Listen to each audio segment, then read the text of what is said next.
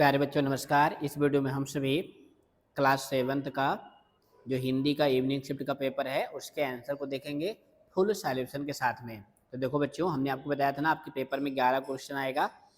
तो कुछ क्वेश्चन कठिन आए थे, कुछ क्वेश्चन सरल थे। तो देखो पहले प्रश्न में क्या आया था, एक गद्यांश आया था जो कि केंद्रित था पारिजात पेड़ के ऊपर केंद्रित था।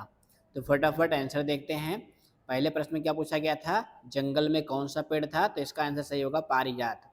पारिजात अपने आप को स्वयं क्या समझता था, वहाँ पे क्या आया हुआ है, पेड़ों का सरताज। पारिजात अनगिनत फूलों से कब लद जाता है, तो प्यारे बच्चों इसका आंसर पैसेज के अनुसार हो जाएगा बाहर आने पर। क्या हो जाएगा, बाहर आने पर। बाहर आने पर कहाँ लिखा हुआ है हम आपको दिखा देते हैं कि जब बाहर आती है, देखो ये देखो, जब बाहर आती है तो फूलों से लद जाता है। तो ये इस तरह से आपको इसका उत्तर आपको लिखना था।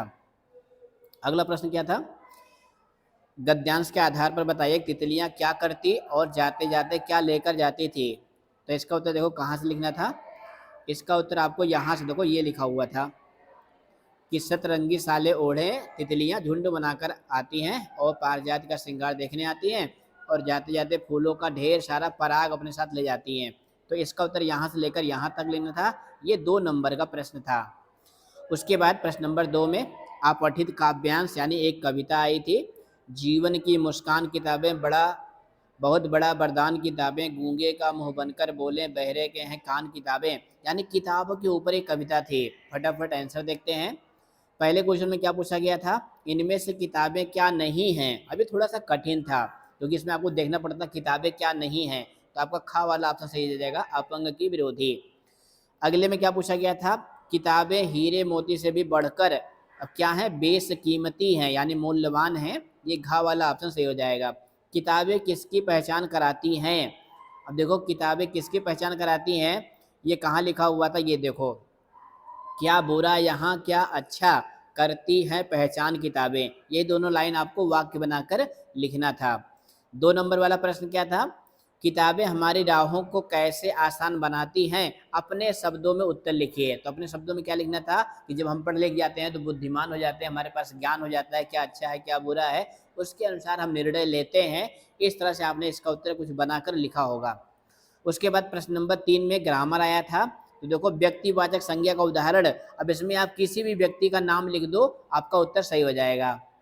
मीठा शब्द से भाववाचक संज्ञा बनानी थी तो भाववाचक संज्ञा हो जाएगा मिठास। क्या हो जाएगा, मिठास।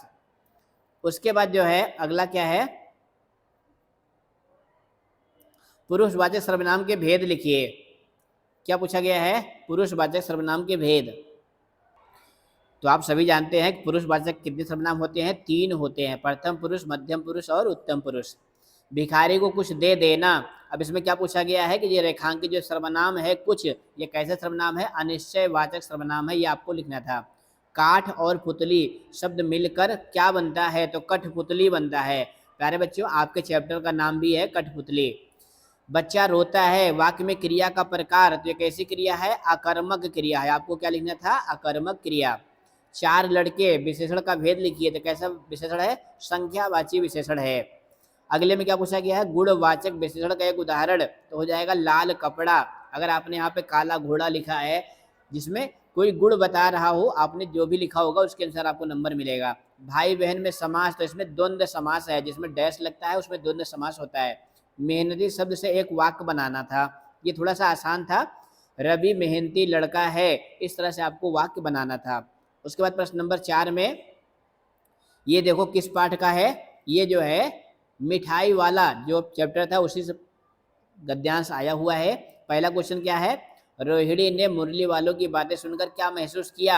ये घा वाला आंसर सही है, ऐसा इस नई फेरी वाला पहले कभी नहीं आया है। अगला प्रश्न क्या है, मुरली वाला किनसे बातें कर रहा था, पैसेज के अनुसार इसका उत्तर हो जाएगा बच्चों से। रोहिणी को किस बात पर आश्चर्य हुआ, उसका सस्ता सामान बेचने पर, यानी वो जो फेरी वाला था मिठाई वाला वो सस्ता सामान दे रहा था। पेट जो ना कराए सो थोड़ा, इसका आशय क्या है, तो इसका आशय गा वाला ऑप्शन सही है, पेट भरने के लिए आदमी को भटकना पड़ता है। इसके बाद प्रश्न नंबर 5 में लिखने वाले प्रश्न आए थे, नदियों की लाल बाल लीला कहाँ देखने को मिलती है? तो इसका उत्तर आपको क्या लिखना था? हिमालय पर। क्या हो जाएगा? हिमालय पर। उसके बाद मुरली वाला बच्चों से कैसे बात करता है? ये तो आपके पैसेज में आया हुआ है, बिल्कुल प्रेम से बातें करता है। लेटर बॉक्स को अपना महत्व क्यों लगता है? क्योंकि वो सबकी चिट्ठियाँ जो है रखता है और पहुंचाता है। उसके बाद पापा खो गए पाठ के आधार पे आपको लड़की को उसके घर पहुंचाने के लिए क्या तरकीब लगाई थी? तो आपने पाठ पढ़ा हुआ है, उसके अनुसार आपको उत्तर लिखना था। उसके बाद देखो यहाँ पे पूछा गया है कि हिमालय की बेटियां पाठ के आधार पे लेखक ने समुद्र को सौभाग्यशाली क्यों कहा है? तो प्यारे बच्चों, आपने पाठ के लास्ट में पढ़ा हुआ है, समुद्र को सौभाग्यशाली इसलिए कहा गया है क्योंकि वो हिमालय की बेटियां यानी जो नदियां हैं उनका हाथ थामता है। उसके बाद प्रश्न नंबर 7 में पहले पाठ की कविता आई थी। देखो पहला क्वेश्चन क्या पूछा है कि इसके कवि कौन है, यानी इस कविता के लेखक कौन है? तो आपने पढ़ा हुआ है, खा वाला उत्तर सही है, शिव मंगल सिंह सुमन। उन्मुक्त का सही अर्थ क्या होगा? आजाद। पक्षी क्या चाहते हैं? पक्षी क्या चाहते हैं? स्वतंत्र रहकर जीना। पक्षी अपने लिए किस तरह का भोजन पाना चाहते हैं? तो वहां पे आया हुआ है कटुक निबोरी। ये का वाला ऑप्शन सही हो जाएगा। उसके बाद देखो ये लिखने वाले प्रश्न थे, पक्षियों के सपने और अरमान क्या हैं? तो आपने पाठ पढ़ा हुआ, उसके अनुसार आपको उत्तर लिखना था। उसके बाद सारे प्रश्न जो है लिखने वाले थे, तो आपने जैसा लिखा होगा उसके अनुसार नंबर मिलेगा। अब फिर मिलेंगे हम लोग संस्कृत वाली वीडियो में। संस्कृत की वीडियो हमने अपलोड कर दी है, आप उसको देखेंगे, संस्कृत के पेपर की प्रैक्टिस करेंगे। धन्यवाद।